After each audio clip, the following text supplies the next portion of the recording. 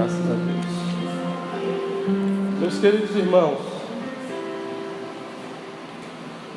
estava por esses dias no Zap, né, no WhatsApp, e chega diversas coisas no WhatsApp, inclusive coisas que a gente descarta, até coisas que nos tiram atenção demais. Mas chegou um vídeo que me chamou a atenção. Era um vídeo especial porque ele tinha um conteúdo alarmante. Era um vídeo que iniciava com a locução forte e o fundo escuro, e me despertou logo o interesse. E o vídeo dizia o seguinte: que estão matando os jovens, estão matando os profetas do amanhã, estão pregando um evangelho para jovens, um evangelho modificado, estão gerando pessoas com pouca profundidade bíblica, estão incentivando uma geração a cada vez mais se distanciar das verdades espirituais. E prosseguiu o vídeo, e de repente aparece uma cena chocante, é público, então posso comentar. Thales Roberto gritando: pressão, pressão, na cara do cão, e a bateria acompanhando, batendo, e de repente ele dá uma gargalhada diabólica, que aquilo não foi uma gargalhada normal. E na sequência aparece um culto e as pessoas dançando forró, e depois aparece o bonde do Senhor.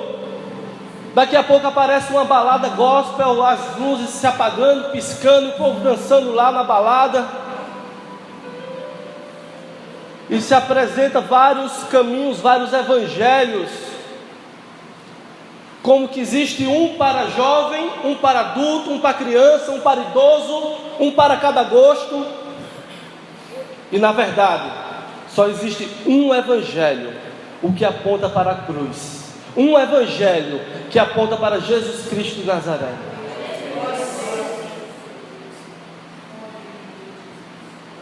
Me chamou muita atenção, fiquei preocupado, e o conteúdo prosseguia com diversas cenas. Para você ter ideia, um rapaz, você estava pregando, estava louvando, ele de repente aparece fazendo aquele passinho conhecido do Michael Jackson, o moonwalk, andando de costa, né, escorregando assim pelo chão. Meu Deus do céu, o que estão inventando para atrair as pessoas, para poder assessorar a palavra de Deus, que a palavra de Deus para essas pessoas não é mais suficiente. Estamos em dias difíceis, só que a palavra de Deus, ela nos mostra em todo o seu conteúdo que o caminho do justo é diferente do caminho do ímpio. Não adianta querer aproximar o caminho do justo como se fosse o caminho do ímpio, ou vice-versa, para querer somar. A Bíblia separa muito bem que o caminho do justo é um e o caminho do ímpio é outro. E para meditar, irmãos, acerca de que o caminho do justo é de eternas bênçãos, abram suas Bíblias em Salmo 1.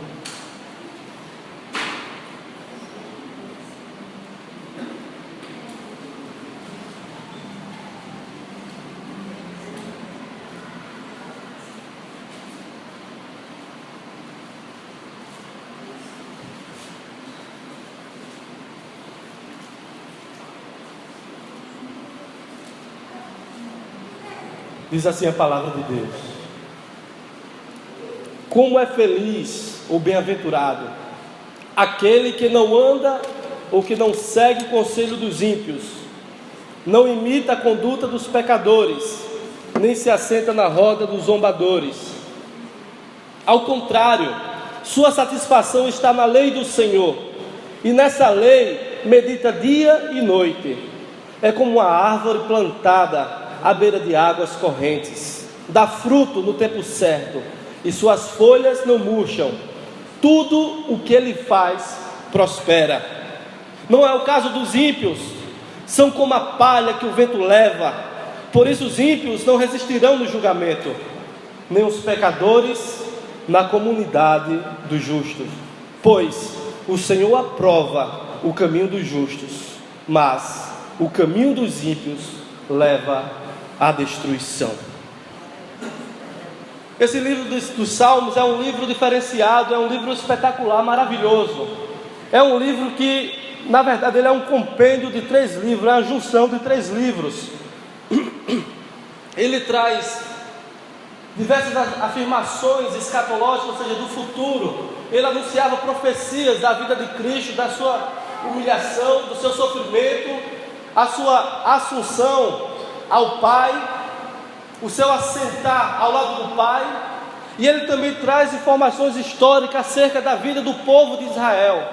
Ele era uma espécie de inário para o povo de Israel em sua trajetória. Os Salmos, ele é bem interessante porque ele contém palavras de sabedoria, contém palavras de exortação, contém lamentos, dores mais profundas que alguém pode expressar na alma, que alguém pode passar nessa vida. Salmos registra as mais diversas emoções. João Calvino, quando comenta o livro de Salmos, ele diz o seguinte, que é uma anatomia de todas as partes da alma, pois não há sequer uma emoção da qual porventura tenha participado alguém que não esteja representada como num espelho. Já Lutero diz que é uma mini Bíblia, um sumário do Velho Testamento.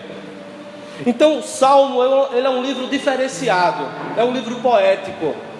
O Salmo 1, que nós acabamos de ler, há registros que dizem que quem organizou a ordem dos salmos foi Esdras, o profeta Esdras. Não se sabe ao certo, mas quem colocou esse Salmo 1, colocou de forma proposital, porque o Salmo 1, quando ele inicia, dando como se fosse uma porta de entrada para todo o saltério, para todo o momento de adoração, de louvor, ele inicia com algumas palavras firmes. Primeiro ele começa a especificar a distinção do caminho do justo e o caminho do ímpio. Ele começa a vir com uma palavra de sabedoria, uma palavra de exortação, que ele diz, olha, o caminho da adoração passa primeiramente pelo caminho do conhecimento da palavra de Deus, da meditação da sua palavra, passa por um trilhar, por um caminhar diferente do caminho do justo, do ímpio.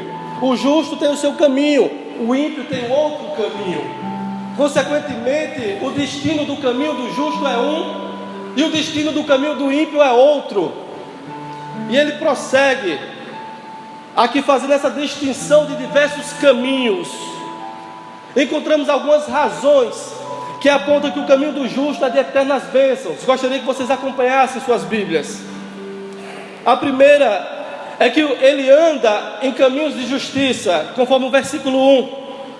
Diz assim a palavra: como é feliz aquele que não segue o conselho dos ímpios, não imita o caminho ou a conduta dos pecadores, nem se assenta na roda dos zombadores ou escarnecedores. Essa palavra bem-aventurado, no original, ela está no plural, mas a palavra homem, ao lado, ela está no singular. Então uma expressão de uma tradução que se encaixa é que, ó, bem-aventurança do homem, ou seja, quantas bênçãos carrega o homem de Deus, o justo do Senhor. Como é abençoado, como é muito feliz. Não é simplesmente um ser feliz, a forma mais simples da palavra felicidade, mas é uma expressão de uma pessoa que carrega muitas bênçãos da parte de Deus.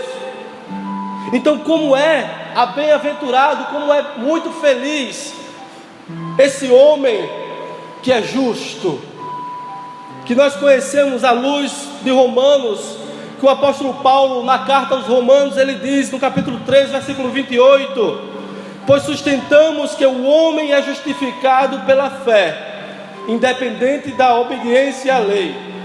Ele está morto para o pecado. O apóstolo prossegue no capítulo 6, versículo 11: assim também vós considerai-vos certamente mortos para o pecado, mas vivos para Deus em Cristo Jesus, nosso Senhor. Então o ímpio, diferente do justo, ele é uma pessoa impiedosa, como diz a palavra em sua expressão. Ele é uma pessoa que não tem fé, ele é uma pessoa que é egocêntrica, ele faz tudo para si, ele tem o seu eu maior do que todas as coisas, o seu ego, a sua vaidade é quem lhe conduz. Então, como prossegue aqui na sequência, o salmista, ele faz um contraste, ele faz uma comparação. De um lado se coloca o justo e do outro lado se coloca o ímpio. E ele traz aqui algumas verdades na sequência desse primeiro versículo, que diz assim: que não segue o conselho dos ímpios. Ou seja, esse homem que é bem-aventurado, que é abençoado por Deus, que carrega as bênçãos de Deus, ele não segue o conselho dos ímpios, porque ele tem como conselheiro o seu Deus. Ele é guiado pelo Espírito Santo de Deus. Suas atitudes são balizadas pela palavra de Deus. Ele não é norteado pelas suas emoções. Ele não vive segundo a vontade da carne.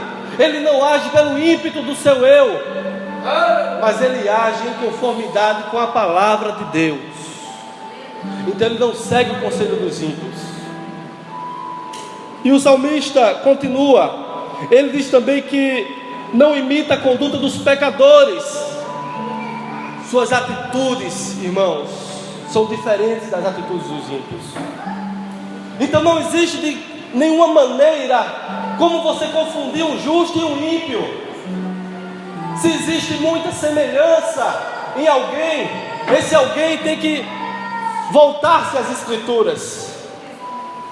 Não deve haver semelhança alguma entre o justo e o ímpio, porque a palavra é clara. O ímpio é uma pessoa impiedosa, é uma pessoa que confia em sua força. Ele não confia no Deus que tudo pode. Ele não tem a sua confiança depositada em um Deus que sustenta a sua vida, que conduz a sua vida, mas a sua confiança está na sua capacidade, no seu intelecto, em quem ele é, porque ele fez para conseguir, ele estudou, mas ele é o tal e ele se acha demais. E ele naturalmente perde a humildade, porque quando nós perdemos a capacidade, quando nós nos julgamos mais além do que nós somos, nós já perdemos um elemento fundamental para a vida cristã, que é a humildade. O ímpio, ele não é nascido de novo. Enquanto o justo, ele não é mais escravo do pecado, o ímpio, ele é escravo do pecado. O justo, quando peca, ele reconhece que pecou, se arrepende e se volta para o seu Deus, buscando perdão do seu Deus. Já o ímpio, ele anda seu caminho, como que não tivesse feito nada de errado. O ímpio caminha arquitetando o que é que pode se fazer para alimentar cada vez mais o seu ego, a sua vontade gananciosa, pecaminosa. O ímpio deita a cabeça no travesseiro e dorme como que não fez nada durante o dia que afrontasse a santidade de um Deus que é poderoso, que tem o controle de todas as coisas. O ímpio, ele anda fazendo a sua própria vontade, segundo a vontade da carne, como diz em Gálatas, no capítulo 5, versículo 19 ao 21, diz assim: porque as obras da carne são manifestas, as quais são adultério, fornicação, impureza, lascívia, idolatria, feitiçaria, inimizades, porfias, emulações, iras, pelejas, dissensões, heresias, invejas, a lista é grande, irmão, homicídios, bebedices, glutonarias e coisas semelhantes a esta, acerca das quais vos declaro, como já antes vos disse, os que cometem tais coisas não herdarão o reino de Deus. O homem facilmente adquire hábitos no convívio. Se eu ando comumente com pessoas ímpias, impiedosas, que não estão nem aí para a palavra de Deus, estão pecando à vontade e nem percebe que está pecando, tem o seu coração endurecido, sua mente escurecida, eu naturalmente vou imitar essa pessoa. Você pode perceber, quando nós convivemos muito com alguém, nós acabamos imitando algum gesto, gesto de falar, de gesticular, alguma coisa, nós copiamos. O ser humano tem essa capacidade de imitar. E o pecado é sutil. O pecado, ele não vem com a placa dizendo: sou pecado, eu vim para te destruir, para que você permitisse que Satanás e seus demônios se andassem e destruíssem a sua vida. Ele vem de forma silenciosa, ao ponto de ele esfriar, de ele enraizar, de achar que tudo é normal, que não tem nada a ver, que tudo pode, e vai direcionando a um caminho de precipício. O profeta Isaías diz no capítulo 55, versículo 7: deixe o ímpio o seu caminho. O caminho do ímpio não é um caminho a ser seguido. Como é que pode as trevas se unir com a luz? Como é que pode haver uma união entre a luz e as trevas? A luz dissipa as trevas. Se há uma união, se há algo em comum, se você cultiva amizades com pessoas que difamam a palavra de Deus, com pessoas que falam palavras obscenas, com pessoas que pegam constantemente, deliberadamente, pessoas que estão obstinadamente com um intento, com um propósito firme de continuar em sua vida pecaminosa, e acha normal, acha bom, tem que aproveitar a vida. Se você anda com essa pessoa, tenha cuidado.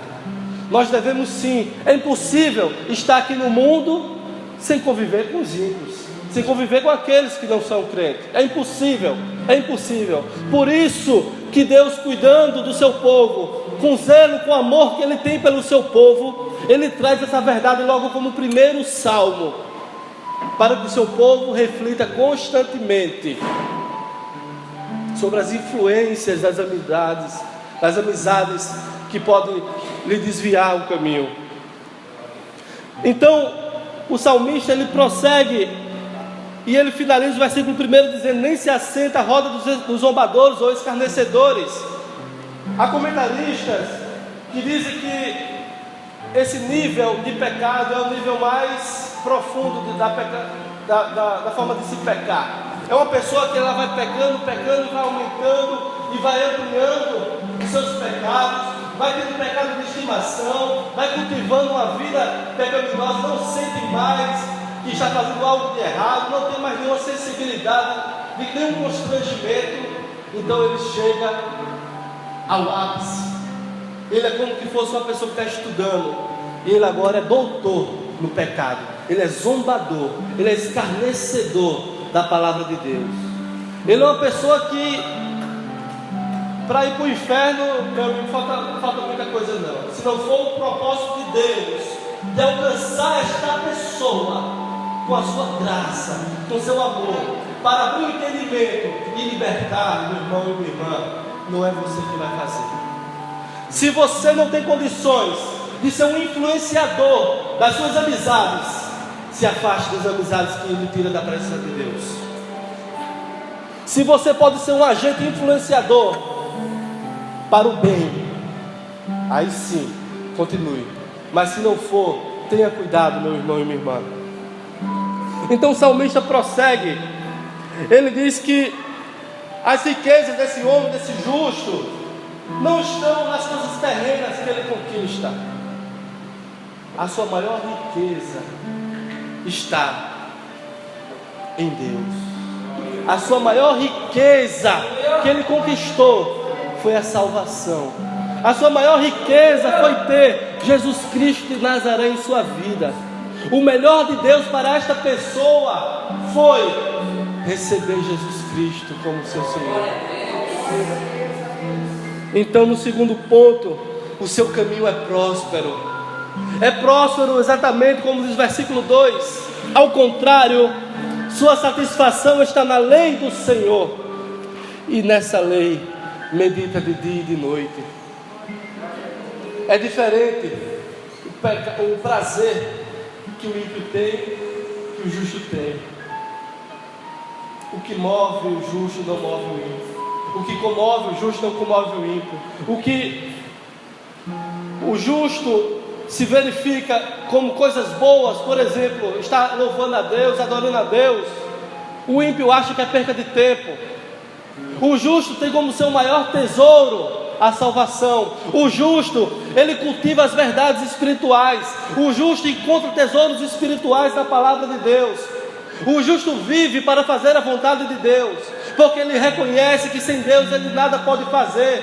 Ele reconhece que não era merecedor, que estava num charco de lodo, estava numa vida errante, mas teve um Deus que é santo, que é amoroso, que é poderoso, que o buscou, libertou, transformou a vida dele e trouxe para a sua presença, perdoando todos os seus pecados e lhe colocando, aleluia, num lugar de honra. E ele se coloca como uma pessoa grato, agradecido, que já está abençoado demais por Deus, já é próspero demais por ter alcançado essas ricas bênçãos. E como consequência, o Deus que é dono do ouro e da prata, ele abençoa aqui na terra. Como consequência, não é a prioridade do justo. O justo não vive, acorda de manhã com o objetivo de ganhar dinheiro e passa por cima de tudo para ganhar dinheiro. O justo acorda agradecendo a Deus pelo amanhecer, agradecendo a Deus pelo sol que está raiando, olhando os pássaros que cantam, contemplando a beleza de estar ao lado dos seus familiares. O justo consegue ser feliz, usufruir das bênçãos verdadeiras, dos valores verdadeiros que Deus nos deixou. Já o ímpio não. O ímpio coloca logo de lado a sua família, o trabalho é a prioridade, porque ele precisa alcançar os objetivos, ele precisa conquistar tudo, porque ele precisa alimentar uma necessidade de uma sociedade consumista, que compra o que não precisa para mostrar a quem não conhece, para se exibir para quem não conhece. O ímpio anda nessa vida constantemente. O ímpio se apresenta muitas vezes forte, inabaláveis, poderosos, influentes, milionários, riquíssimos. Parece que nada afeta o ímpio, nada toca nessas pessoas. Enquanto o justo às vezes se coloca numa condição de passar em escassez, passar necessidade. E até muitos se perguntam, mas como é que pode fulano passar naquela situação e está cantando, está louvando, está adorando? Como é que pode? Meditar dia e noite. João capítulo 14, versículo 23. Se alguém me ama, guardará a minha palavra. Meu Pai o amará. Nós viremos a Ele e faremos nele morada. Se você ama a Deus, guarde a palavra de Deus. Se você ama o Senhor, cultive a palavra de Deus, medite nela dia e noite. A expressão que o salmista coloca aqui, ele está ressaltando a verdade que ele falou, que ao contrário do ímpio justo, ele tem o seu prazer na palavra de Deus. Ele tem prazer quando ele escuta a palavra de Deus, ele se deleita, ele glorifica a Deus, ele diz: oh, que maravilha, Senhor, a tua palavra é luz para o meu caminho, é alimento para a minha vida. É tão vital para o justo a palavra como a água que nós bebemos no dia a dia. É refrigério para a nossa alma. A palavra ela nos limpa, a palavra ela nos transforma, a palavra ela nos edifica, a palavra ela nos dá vida, a palavra nos dá força, esperança. Ela eleva a nossa fé para irmos mais adiante. A palavra de Deus é o Verbo encarnado. A palavra é Jesus Cristo. Quem cultiva a palavra em sua vida está cultivando Jesus Cristo.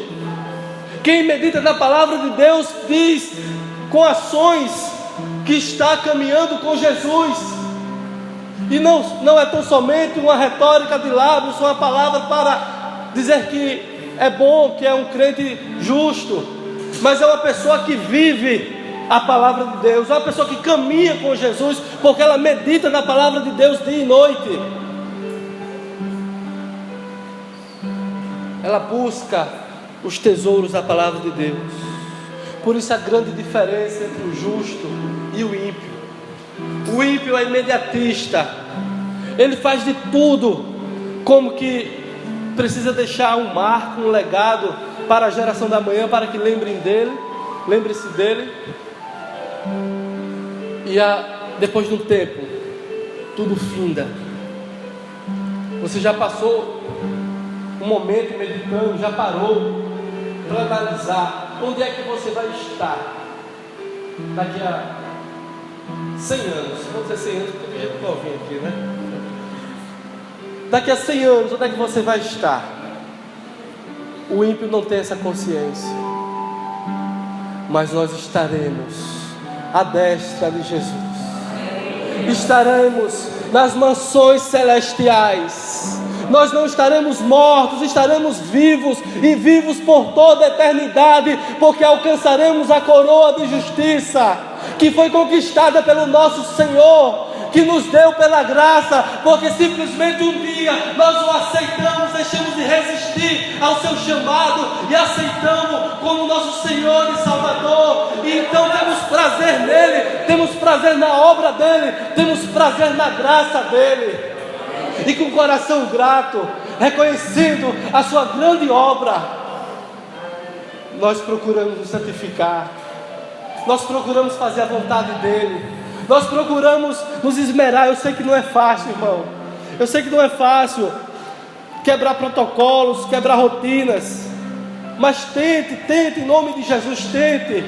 Se você não gosta de ler, ouvir a palavra narrada, escute mensagem, tente ficar remoendo a mensagem, ficar lembrando o que é que foi falado, e você fica meditando, e Deus, o Espírito Santo, Ele vai comunicando ao teu espírito as verdades espirituais, Ele vai te alimentando, Ele vai te dando graça, te dando força.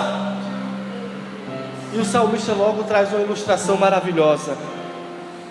Ele diz assim: essa pessoa, ele é como uma árvore plantada à beira de águas correntes, dá fruto no tempo certo, e suas folhas não murcham, tudo o que ele faz prospera. Existem vários tipos de árvores na terra, mas esta árvore que o salmista está ilustrando aqui é uma árvore plantada, é uma árvore que o seu dono pegou uma muda, escolheu um lugar adequado, um solo adequado, e essa pessoa resolveu plantar essa árvore à beira de um rio. E essa árvore cresceu porque ela logo encontrou nutrientes na terra. Mesmo vindo as estações do ano, chegou certamente o verão, chegou os momentos de deserto na vida desta árvore, mas as suas raízes, elas estavam buscando seus nutrientes no rio que estava à sua beira. Essa árvore, mesmo passando em momentos adversos, mas não afetou o seu desenvolvimento. Essa árvore, ela cresceu, ela prosperou, ela ficou com as folhas verdes, na expressão de que mesmo o justo passando em tribulações, mesmo o justo passando por situações difíceis, por estações da vida, que nós passamos por estações da vida. Há momentos que as coisas são favoráveis, tudo que você faz dá certo, e há momentos que você precisa lutar mais, e há momentos que você está introspectivo, você está ali aguardando a resposta de Deus. Existem as estações da vida, e o salmista aqui, ele representa muito bem, através dessa belíssima ilustração sobre uma árvore, e ela dá o fruto na estação certa. Ou seja, nada que venha acontecer contra o justo vai impedir que ele dê o resultado para o seu dono, para Deus que o plantou. Nada que venha acontecer contra você vai atrapalhar o plano de Deus na sua vida.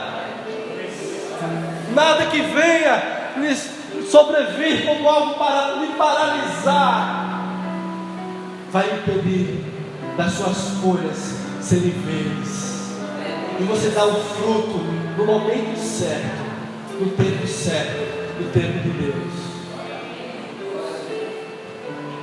O salmista ressalta: tudo o que ele faz prospera.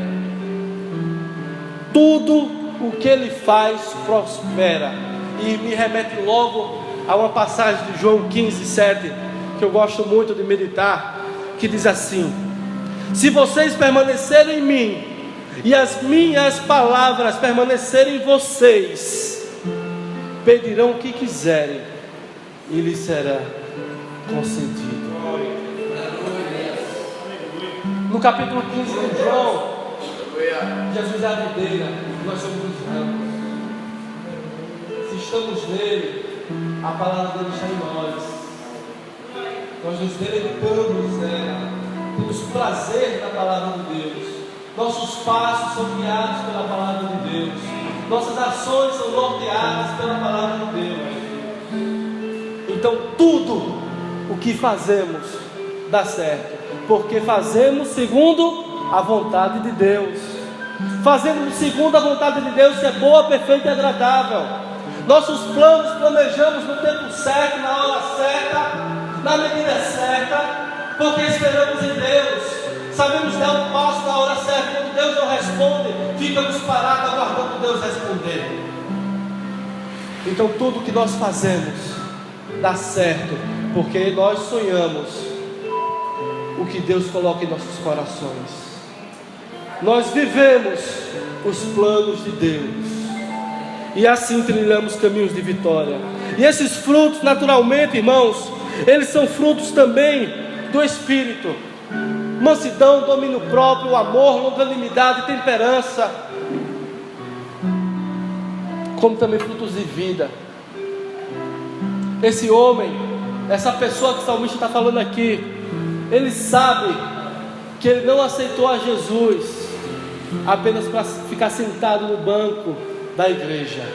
Ele sabe que dentro do plano de Deus ele precisa dar fruto, e esse fruto é de vida. Ele precisa multiplicar, ele precisa fazer parte da obra de Deus, evangelizando, orando, colaborando, participando das atividades da igreja. Ele dá fruto, ele dá frutos de vida. E esse fruto, meu irmão, nós não precisamos nos preocupar, porque não é a árvore que coloca o fruto de si mesma, mas é Deus que gera o fruto dela. É Deus quem produz o fruto na árvore, e o nome do Senhor é glorificado. E na sequência o salmista prossegue ao versículo 4: não é o caso dos ímpios, são como palhas que o vento leva. Os ímpios são como palha que o vento leva. Enquanto o salmista compara a vida do justo a uma árvore com toda a sua vitalidade, dando resultados para quem plantou, o ímpio, Deus compara aqui como folhas secas, não tem valor nenhum, como palhas secas que só servem para tocar fogo, que é levada de um lado para o outro. Para o mundo pode ser até que as coisas que os ímpios fazem no tempo de hoje vale alguma coisa, são admiráveis, mas para Deus são como palhas secas, porque tudo aqui é passageiro, tudo aqui é efêmero, tudo aqui passa, tudo é vaidade, tudo passa, tudo passa. Se olharmos para a presidenta, vai passar o seu governo. Se olharmos para o governador, vai passar o seu governo. Mas o governo de Deus é sempre eterno. O governo de Deus, ele passa por gerações e gerações, ele é pela eternidade, ele é por todo o tempo. Então tudo que conquistamos em Deus, conquistamos por toda a eternidade. Não conquistamos para o ladrão roubar, não conquistamos para se perder pelo caminho. Já o ímpio, tudo que ele conquista vira palha, palha seca. Quantos e quantos casos nós ouvimos, testemunhos de pessoas. Era um homem multimilionário, conquistou muitas coisas, muitas posses, morreu, deixou tudo para os seus filhos.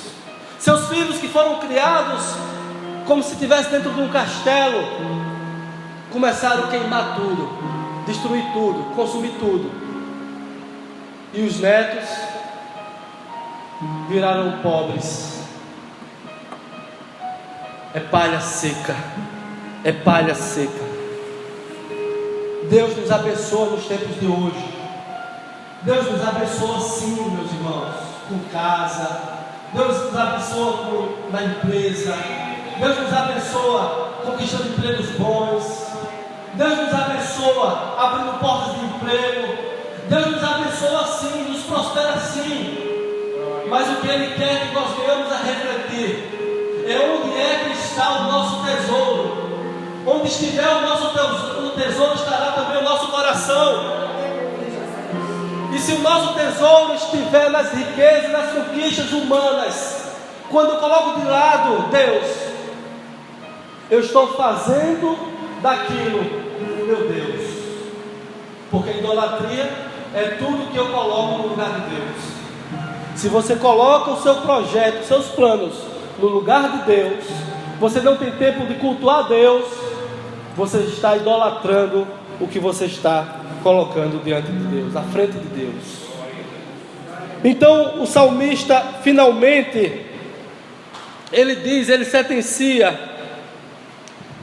que na comunidade dos justos, todos os pecadores, todos os que são escravos do pecado, chegará o dia, com uma paz celestial, Jesus separará o joio do trigo, separará aqueles que verdadeiramente servem e os que não servem a Deus. Não se preocupe, irmãos, não vamos nos preocupar. No meio do povo de Deus há joio, mas o Senhor diz, na tentativa de separar o joio do trigo, nós podemos matar o trigo. Então o Senhor não nos deu discernimento para saber quem é joio, e não nos deu autoridade para separar o joio do trigo. O próprio Jesus, no grande dia, Ele fará a diferença, Ele separará o joio do trigo. Glorifica a Deus por isso, irmão.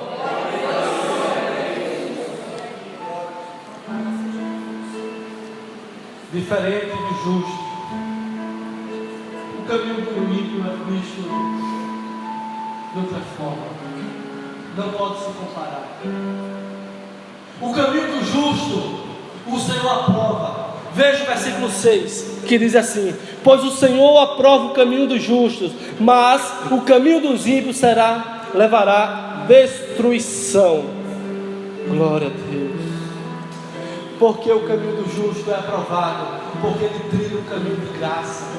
Ele trilha um caminho que foi Deus que preparou para ele trilhar. Ele caminha um caminho que está pavimentado pela graça de Deus, pelo ato que Jesus Cristo fez por ele. Ele reconhece que a salvação não é pelos seus méritos, a salvação é pela graça, mediante a fé em Jesus Cristo. Alguém pagou a conta por ele. Então ele caminha esse caminho que foi criado por Deus, que foi pavimentado por Deus, um caminho que ele trilhará, que certamente chegará ao céu. Ele trilha um caminho que seria impossível, ou será impossível ter destruição, porque é um caminho criado por Deus. Jesus é a porta. Essa pessoa que tem o seu caminho aprovado por Deus, ele passou pela porta que é Jesus Cristo. Aleluia. Como diz em João capítulo 10, versículo 9: eu sou a porta, que entra por mim será salvo, entrará e com ele encontrará pastagem, e nele encontrará pastagem, passo verdejantes. Passe pela porta que é Jesus, passe pela porta que é Jesus, passe pela porta que é Jesus. Você vai entrar e sairá e encontrará passagem.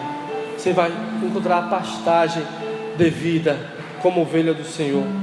É um caminho que leva o peregrino desse mundo, a qual o mundo lhe odiou. É um caminho que nós trilhamos aqui na terra, que pode ser caminho de sofrimento, mas nós não somos deste mundo. Nós estamos aqui de passagem, nós somos peregrinos, nós estamos indo rumo a Sião, rumo à terra prometida, rumo ao céu. Aleluia, glória a Deus.